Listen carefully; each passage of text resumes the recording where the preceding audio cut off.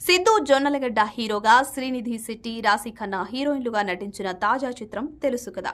Stylist Neeraja కోన ఈ సినిమాతో దర్శకురాలిగా పరిచయం అవుతున్నారు. ఇక ఈ సినిమాను పీపుల్ మీడియా ఫ్యాక్టరీ బ్యానర్ మీద టీజీ విశ్వప్రసాద్ తో పాటు ఆయన కుమార్తె కృతి ప్రసాద్ నిర్మించారు. ఇక ఈ సినిమాను ముందు నుంచి భిన్నంగా ప్రమోట్ చేస్తూ వచ్చారు. దానికి తోడు సినిమా ప్రమోషన్స్ లో ఒక జర్నలిస్ట్ అనే పదం వాడడం సినిమా మీద మరింత స్పెషల్ ఫోకస్ పడేలా చేసింది.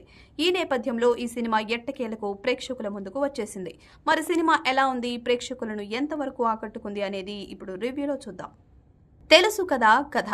ఒక పెద్ద రెస్టారెంట్ నడిపే షెఫ్ వరుణ్ గతంలో తాను ప్రేమించిన రాగా చేతిలో మోసపోతాడు. దాన్ని దాటుకుని ముందుకు వెళ్లి అంజలిని పెళ్లి చేసుకుని లైఫ్లో ఒక ఫ్యామిలీ సెట్ చేసుకునే పనిలో పడతాడు. అయితే మెడికల్ కాంప్లికేషన్స్ వల్ల అంజలి తల్లి కాలేదు అని తెలుస్తుంది.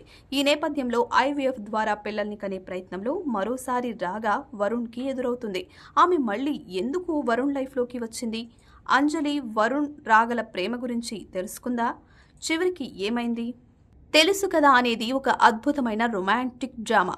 సినిమాలో ఒక ఆసక్తికరమైన కథాంశం ఉన్నప్పటికీ దాన్ని పూర్తి స్థాయిలో తెర మీదకు తీసుకొచ్చే విషయంలో కొంత తడుబాటు కనిపించింది.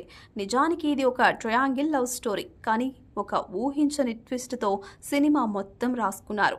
సాధారణంగా ఒక అబ్బాయి ప్రేమలో బ్రేకప్ అయ్యాక మరో అమ్మాయితో ప్రేమలోనో లేక పెళ్లి రిలేషన్లోనో వెళ్లడం కామన్. అలా వెళ్ళాక మళ్ళీ బ్రేకప్ చెప్పిన గర్ల్ ఫ్రెండ్ తిరిగి వస్తే అనే కాన్సెప్ట్తో ఇప్పటికే కొన్ని సినిమాలు చేశారు. కానీ ఈ సినిమా అందుకు భిన్నం. అయితే సినిమా విషయంలో ఒక్కటే ఇబ్బందికరమైన అంశం. అదేంటంటే సినిమా అంతా బాగానే ఉంటుంది, కానీ నిజ జీవితంలో ఇలాంటి పరిస్థితులు జరుగుతాయా అనే అనుమానాలు మాత్రం కలుగుతాయి. సినిమా చూస్తున్నంతసేపు ఎంగేజింగ్గా ఉండేలా రాసుకున్నారు. ముఖ్యంగా కొన్ని సన్నివేశాలతో పాటు వైవా హర్ష, సిద్ధు జొన్నలగడ్డ ట్రాక్ బాగా వర్కౌట్ అయింది. నిజానికి దర్శకురాలే రచయిత కూడా కావడంతో ఆమె కథకే పరిమితమయ్యారా లేక డైలాగ్స్ కూడా ఆమె రాశారా అనే అనుమానం కలగక మానదు. ఎందుకంటే అంత రియలిస్టిక్గా ఉన్నాయి. సినిమా అంతా వరుణ్, రాగా, అంజలి అనే 3 పాత్రల మీద నడుస్తూ ఉంటుంది. ఈ 3 పాత్రలను డిజైన్ చేసుకున్న తీరు కూడా బాగుంది.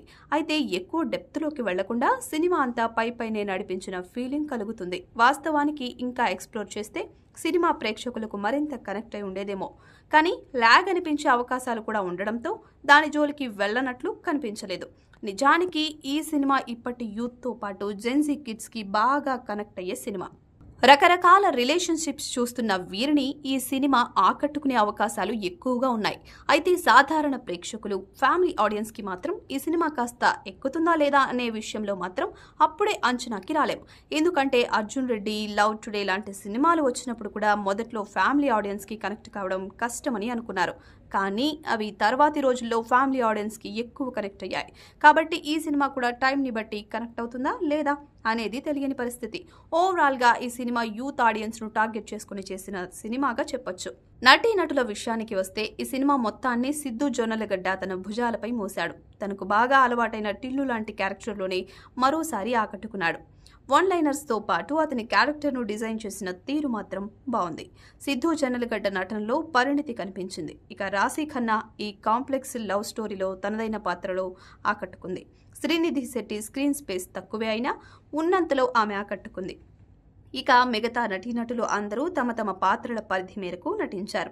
ఇక ఈ సినిమా టెక్నికల్ టీం విషయానికి వస్తే తమన్ సాంగ్స్తో పాటు బ్యాక్గ్రౌండ్ స్కోర్లో కొత్తదనం కనిపించింది. ఫుల్ లవ్ ఫ్లేవర్ కావడంతో సినిమా మొత్తాన్ని ఒక సెపరేట్ జోనర్ అన్నట్టుగా ట్రీట్ చేసినట్లుగా అనిపించింది. ఇక శ్రీకర్ ప్రసాద్ ఎడిటింగ్ సినిమాకి తగ్గట్టు సెట్ అయింది. సినిమాకి పనిచేసిన టెక్నీషియన్స్ అందరూ దిగ్గజాలే కావడంతో టెక్నికల్గా సినిమా చాలా బాగుంది.